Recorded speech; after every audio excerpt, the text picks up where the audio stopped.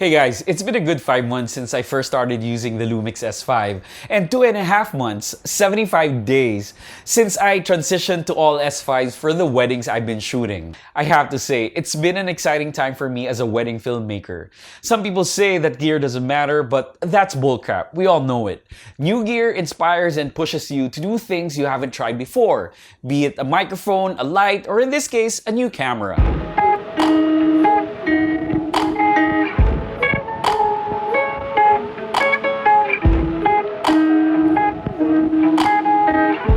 I know it's been a while, so here are some updates. Okay, I gotta be honest with you. Pre-pandemic, we would run 4 to 5 cameras in all of the weddings we shot with the GH5. And that means a lot of footage. To compensate, we would record in 8-bit MP4. That codec served us well, but when we started shooting again, I found myself running just 1, 2, and at most 3 cameras. That's when I started experimenting and tried 10-bit for all our shoots. And I'm telling you, I will never go back to 8-bit. The amount of information I have with 10-bit allows me to recover highlights so easily and allows me to push hard with colors. I love the freedom it allows me. From now on, I'll be a 10-bit snob. Second thing, I've also switched from Cine D, which was my profile of choice in the GH5 days, to HLG. It's a more saturated, more contrasty profile, but still has enough dynamic range for my needs. I've also been working a lot with people who use the A7S III. Sony's HLG and Panasonic's HLG work seamlessly together in post with minimal color matching. And that's a great thing. It saves me a lot of time. In a future video, let's go on a deeper dive into the S5. Maybe at the 6-month mark, I'll tell you all about my settings and my minimal rig setup. Initially, I only had the 20 to 60mm kit lens to work with. It's great outdoors, wide open, but really tough sell indoors. But my thinking was, it was better than nothing. I depended heavily on the Sigma MC21 adapter to use with various EF lenses that I still own. There were 2 downsides. With the adapter, you can't use continuous AF, only one-shot AF. Plus, I felt that these legacy lenses weighed me down. I missed the lighter and more compact lenses I used with my Micro Four Thirds system. It felt a step back, especially when I travel for work, when I want to be more mobile and free. To be honest, I was nervous about the lens lineup for the L mount last year.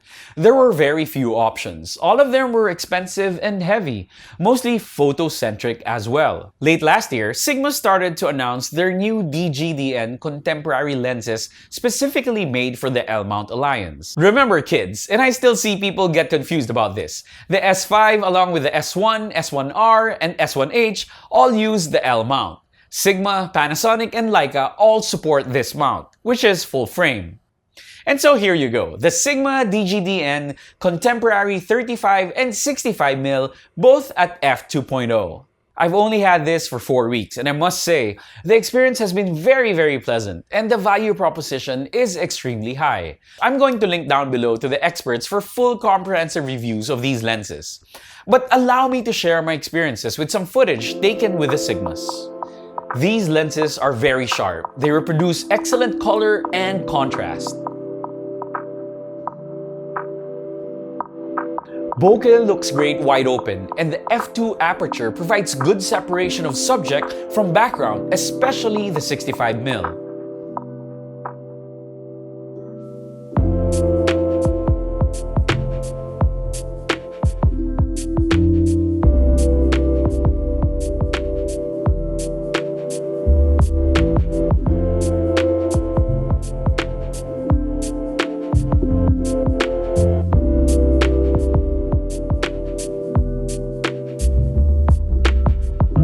I will confirm that they are well built in all-metal construction.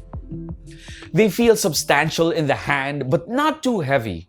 I am quite happy they took out the rubber rings they always use in their lenses, which accumulate gross white gunk only after a few months of use.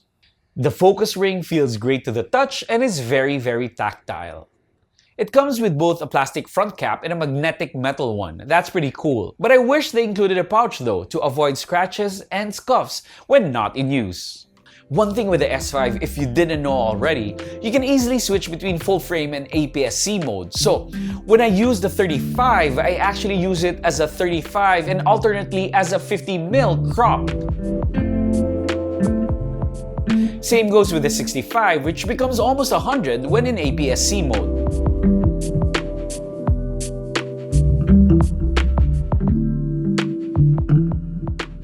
That means 4 lenses in 2. That said, I would still want a native 50mm lens in a 1.4 aperture for an even dreamier look for portrait sessions. I'm quite disappointed that they offer the 45mm in this same lens lineup only at f2.8. That's no good for me, but understandable because they want to keep costs down. There is, of course, the Sigma Art 1.4 for $950, or the Lumix S Pro 1.4. It's highly rated, but at $2,000.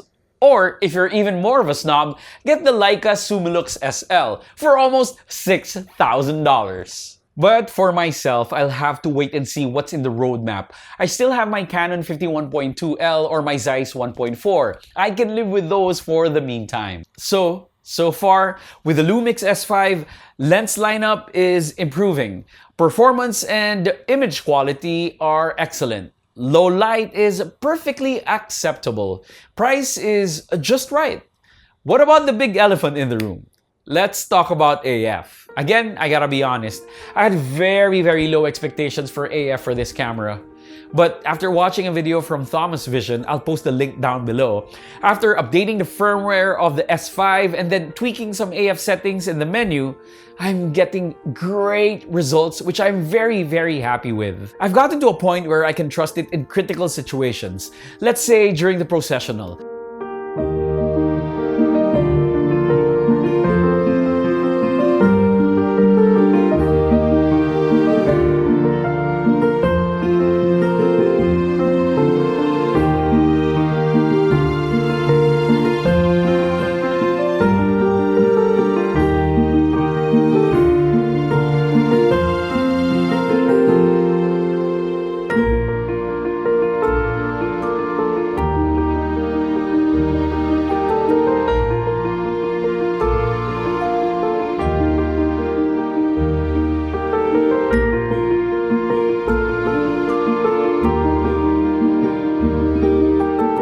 It's not going to lock on 100% of the time, but it's perfectly usable.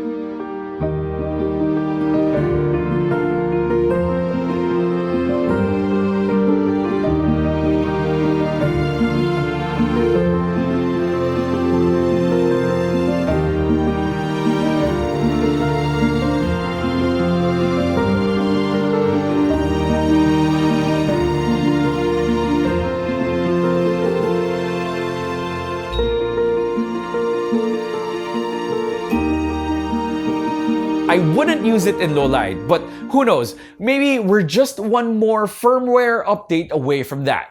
Crossing fingers. So that's it for my S5 update. Thanks for watching. Catch you again at the next one.